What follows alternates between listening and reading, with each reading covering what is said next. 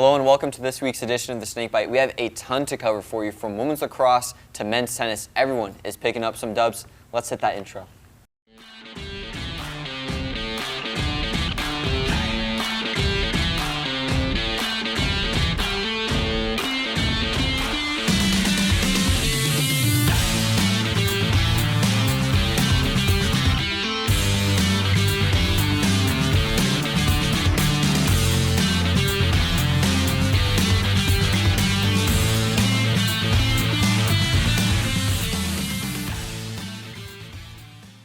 And I mentioned the women's lacrosse team, and they're number 3 in the country, but are number 1 in the SSC after a huge week of action. The 15-1 Mocs are coming off a big-time win over number 4 Embry-Riddle and number 14 Rollins College. In the first matchup against Embry, the Mocs jumped to an early lead and held on thanks to a legacy game from Gianna Murphy, who continues to stun in her final season as she put up 7 goals in the win over the number 4 team in the country to propel the Mocs to a 13-8 win. In the win, the Mocs defense shined too, as you can tell, holding Embry to just 8 goals, and that's no easy feat, as Embry, even after the loss, averaged 17.5 goals per game, the third most in all of Division II. Also, their 8 goals was the fewest they've had in, count it, 721 days, and that goes all the way back to when they played Tampa in 2023. But let's get back to the champs, the Florida Southern Moccasins, who had another top 15 opponent on deck for the number 14 Rollins College Stars coming up next. And in the weekend matchup, the Mocs continued to dominate on both sides in a 22-5 rout of the Tars. Everyone shined in this one, but especially the SSC Offensive Player of the Week in Gianna Murphy and SSC Defensive Player of the Week in Maria Reeves.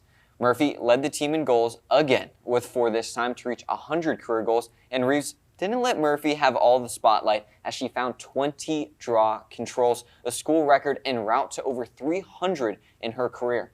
The Mocs are looking to peak at the right time this season after their season-high 22-goal game with just one more game left of regular season play this Tuesday against number 21 Florida Tech. The Mocs are looking in peak condition right now. That game will be on the SSC Digital Network, and the results, as well as future schedules and news, will be on fcmocs.com. The number 11 men's golf team has had a dominant start to the SSC Championships through the first day of competition. The Mocs finished on top, going 2 under in the first day of competition. The Mocs are the only team to be below par after the first day of competition, with number 20 Rollins College and Barry University both sitting at 1 over. Leading the way for the Mocs was Tyler Mistretta at 3 under, and 5th with Max Borelli close behind at 1 under and tied for 6th after the first day. The number 22 ladies also had a strong showing to start the conference championships, sitting in 4th overall after the first day of competition, with Ava LaBelle leading the way for the Mocs, tied for 8th at 2 over. The 16-time SSC champions men's golf team will look to rekindle the magic that interim head coach Brian Ritchie and the Mocs found in his last stint with the Mocs coaching staff in 2010 when they won the SSC. Both teams will finish up competition today, so final results and updates for the team, check out fscmocs.com. The number 4 baseball team continued their historic season this past weekend against Palm Beach Atlantic, where the Mocs got pulled into deep water early, finding themselves down 5-1 going into the 5th in the first game of the series, and it was sink or swim from the jump, and the Mocs found a way to just keep swimming over the next 2 innings to get even before finding a 6-5 lead thanks to this solo homer by Jack Duffy in the 7th. The Mocs held on to the lead and continued to rally in the batter's box and on the mound for the 7-5 win. Saturday saw a doubleheader, more runs, and less nail-biting for the Mocs as they dominated both games. In the first one, the Mocs found an early lead that they let the Sailfish climb back into, but the Mocs ultimately pulled away for the 11-4 win. And in the second game of the doubleheader, it was all Florida Southern from the jump, with the Mocs having a field day on the base pass and across home plate, in a win where the Mocs set the new season record for stolen bases in a single season with 171 over the first 38 games of the year. In the win, the Mocs scored the 3rd most runs ever between the two schools and the 2nd most ever at Henley Field in that competition, with the Mocs 20 runs in their first Mercy Rule win since the final series of last year and a 15-5 win over Florida Tech. In the win, Ahmad Fitz and Roshan Riley continued their excellent stretch of play over the last couple of matchups, with Fitz finding 4 RBIs in the first game of the doubleheader and Riley finding 5 hits over the 2 final games.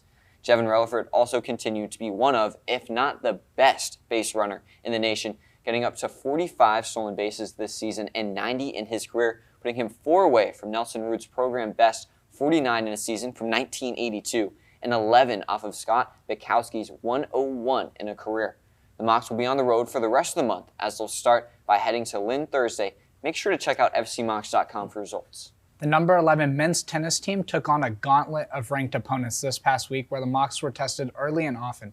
They kicked off the week at home against number 15 Rollins College on the Mocs Senior Day. This one with the distance and was just the start for the tough battles the Mocs would face this week, as the Mocs were able to ultimately come out on top in a win where they had to battle through the final match in a 4-3 win.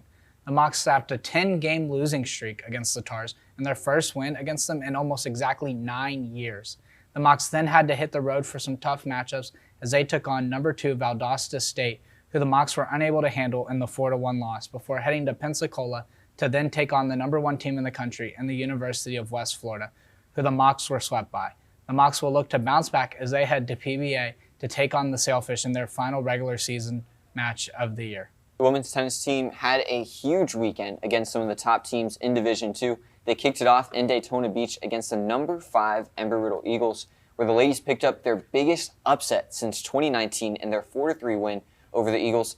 That biggest win I mentioned, the 2019 win over number 2 West Florida at that time. They won 4-3 in that one as well. But going back to this win and week over the Eagles, we saw Rania Schuerman show her clutch gene as she came out with the final point in the third set of the match and final set of the day. The ladies stayed on the road with their next contest at Valdosta State, where the Mocs found another dub, this one being a sweep before their final challenge of the week, another battle against a top 10 team. Unfortunately, though, this one the Mocs did not come out on top against the University of West Florida, the number 10 team in the country, as the Mocs fell 4-3 in 7 sets. The Mocs will look to continue their regular season as they have one more left against Rollins Thursday at 3 at the Winnie Worden Tennis Center in their final regular season matchup. Like I mentioned, both tennis teams will have their eyes set on the horizon and set on the coming SSC Championships, which will commence the 25th and the 27th out in West Palm. 3-1 in the first round, before getting swept by the eventual champions and number 1 seed University of Tampa the following round. The Mocs then found themselves in the loser bracket where they kept battling, sweeping the Barry Buccaneers before falling in 4 sets to number 2 seed and runners-up Palm Beach Atlantic. The lone Mocs pair to win a match in the matchup against the Sailfish were Reagan Carlton and Zoe Lowe, who were both named to the All-SSC second team, with teammates Haley Carefoot and Isabella Muti also being selected to the second team. The season isn't over yet for the Sandy Mocs as they head to the ABCA Small College Championships starting Thursday, where they'll take on Southwest Baptist University and Texas A&M University Kingsville to start the competition up in Gulf Shores, Alabama. Stats and results can be found on fscmocs.com. Both track teams got their miles in this past weekend as the squads split up, with some of them heading to Cleveland, Tennessee for the Leaf Fast Break Invitational and others competing down at USF. Up in Tennessee, the SSC Women's Distance Runner of the Week, Emma Musante, was the headliner with her 17:10 5K, which was good enough for 15th overall and 2nd all-time at FSC.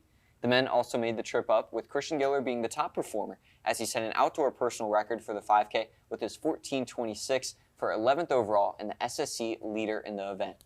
Aiden Redmond also had a strong showing, running 3:53 in the 1500 up there, but you know we can't talk about Florida Southern track without mentioning Anthony Matthew, who set another school record, this time in the 800 down at the USF Invitational, where he ran a blistering time of 1:49.95. Woo! That's fast. With his 1:49.95, Anthony became the first Moc ever under 150 and found his 2nd provisional time of the outdoor season and 5th of his career. His 800 also puts him as the 2nd fastest runner in the SSC over the event this season. The first ever outdoor SSC Championships will take place this weekend in Daytona Beach, where the Mocs will look to dominate in the distance events and maybe even play some spoiler. Despite not possessing a sprint team, the Mocs on paper are set to win the meet if they can all place where they are seated going in. And as always, you know to stay glued to fcmocs.com and of course the Snakebite for all the best coverage of the best track team in school history. I said it. Men's lacrosse team suffered a loss in a late rally by the number 19 Lynn University Fighting Knights. The teams were tied at 7 heading into the final quarter. The Mocs looked to take the lead and the game, but the Fighting Knights fought back with 5 unanswered goals en route to a 13-10 win. The men's team will close out their season taking on their toughest opponent yet as they host the number 1 University of Tampa Spartans. The softball team made the trip to West Palm Beach this past weekend, winning 1 out of the 3 games in the in-conference series against PBA. The Mocs fell in the first game of the series 2-8, but in the lone win, Amanda Lieberman picked up the dub in extra innings softball in a game where the Mocs bats came ready. Lieberman came in relief for the Mocs after 3 innings with the score situated at 4-4, where Amanda dealed. Lieberman allowed just 1 earned run to pair with major support from the Mocs bats to secure a 9-8 win. In the win, the Mocs saw 5 multi-hit games with Kate Michael, Shelby Savitt, Alyssa Kessler, Morgan Roden, and Kat Buckner all finding 2 hits apiece. And in the win, Roden had a career high of 3 RBIs. Kessler, she had another career high of 3 runs scored. The final game of the series, the Mocs lost the success they found in the second, falling 1-9 in the 6th inning of play due to the mercy rule. And that will be it for this week's edition of the Snakebite. We have to give a big shout out to Sam Frizzelli, who won SSC Men's Tennis Player of the Week as well. And we have to keep you guys updated with the men's basketball team. I know, are you surprised that I have to mention them again? But Alex Dean, he's made the move over to FSU, and assistant coach for both men's and women's basketball, Luke St. Leifer, now working over at VCU. Congrats to both those guys for achieving success, and looking forward to updating you guys with all the Mocs recruitment info we can while we're here at school. And who says we can't update you during the summer? We'll try to keep you updated all year long here on the Snakebite.